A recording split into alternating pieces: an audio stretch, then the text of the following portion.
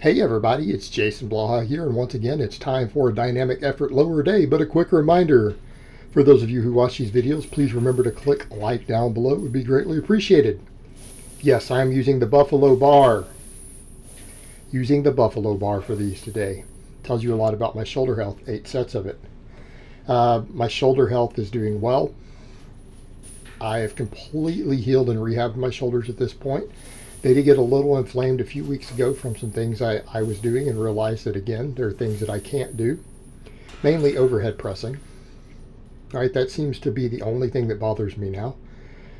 So no point in doing it. I don't need it. It's not necessary. I can build an overhead press benching. But over to the speed work. Buffalo bar, chains, combo I've not done in a long time. Why? We're going to vary the stimulus all the time. Keep changing, keep changing, keep changing, rotate. I'm not even going to do speed work in waves anymore. I'm just going to change bands, change bars, stances, whatever I need to do every single week. Just focus on the correct volume with the correct weights and get the speed in. Be as explosive as possible. Now, people will notice I'm going lighter and lighter on the bar weights. I'm finding, me personally, I get the most out of it, right? I get the best speeds if I just go lighter. It's better on my recovery. I feel good. Like after today's workout, some people are going to be like, wow, you did actually a lot of work today. How do you feel? I feel fine. I did a sled drag, and I did heavy sled drags.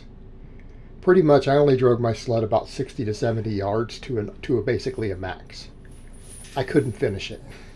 Like I actually, the last 10 yards to get back to my setup, to get it all back on my dolly that I loaded on, I had to rest 30 seconds to drag the last 10 yards. So I'm going pretty heavy.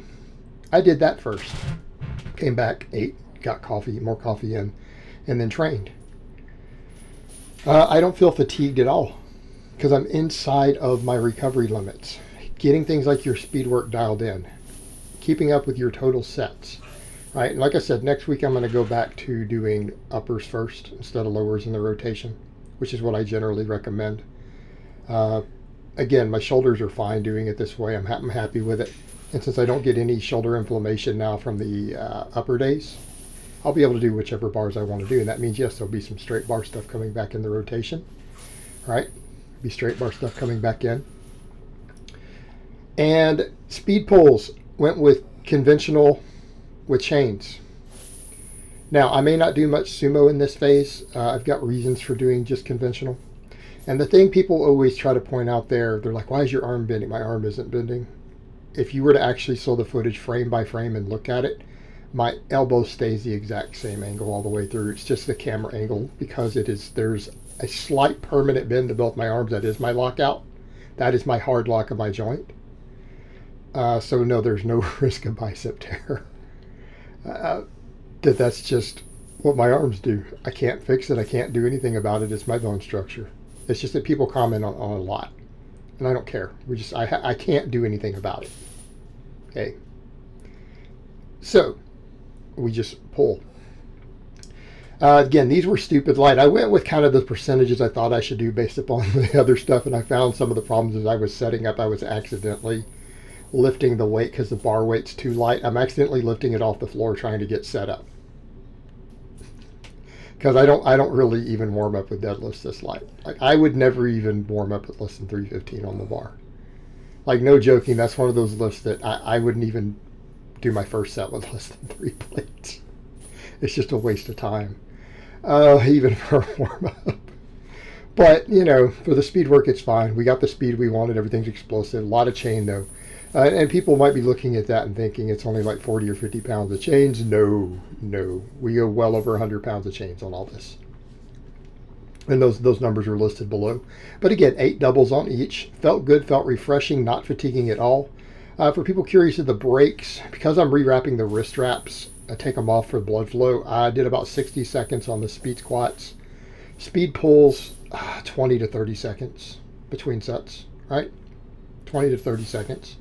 You know, and I'm happy with the speed work today. And I think this is the direction I need to continue to go of just the lighter speed work because it seems to work best. And I'm going to do other videos explaining why that is.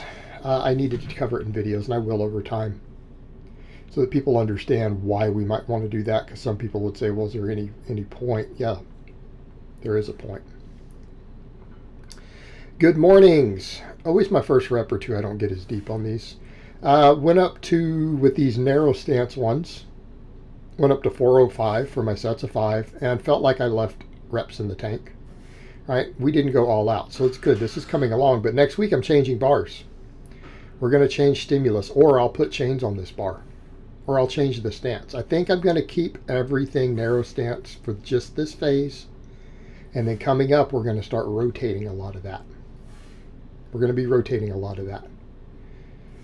Back over to doing wider stance stuff, but I want to use the belt squats to build some of the wider, because all my speed boxes, all my belt squats and stuff are going to be pretty wide. That'll cover most of it, and again, I need the lower back right now, so that's one reason I'm doing a lot of stuff narrower stance. I feel like my low back is a weak link for me. It's limiting my squat and deadlift at the moment, so we need to fix it. But these, again, 405, 3 sets of 5, left reps in the tank. Did glute bridges next, and even though I've kind of poo-pooed hip thrust, I went ahead and ordered a hip thrust bench from Rogue to go on my rack. I'm going to probably rotate hip thrusts and glute bridges again. Why? I get tremendous deadlift carryover. And I notice that when I look at my old training logs. I have definitely found a correlation between my rep work on things like glute bridges and my max deadlifts, my best deadlift maxes. They correlate pretty well. And it gives me a good exercise in this slot, because I need to do 5 to 6 supplemental lifts each day. Today I'm just doing 5. And until I get like the hyperextension bench, 5 is good. And then when I have a hyperextension bench, that can be a possible 6. But I need variations of this, and it's really a pain to set up chains on this because of plates and bar and everything. It's very hard to do plates or to do chains.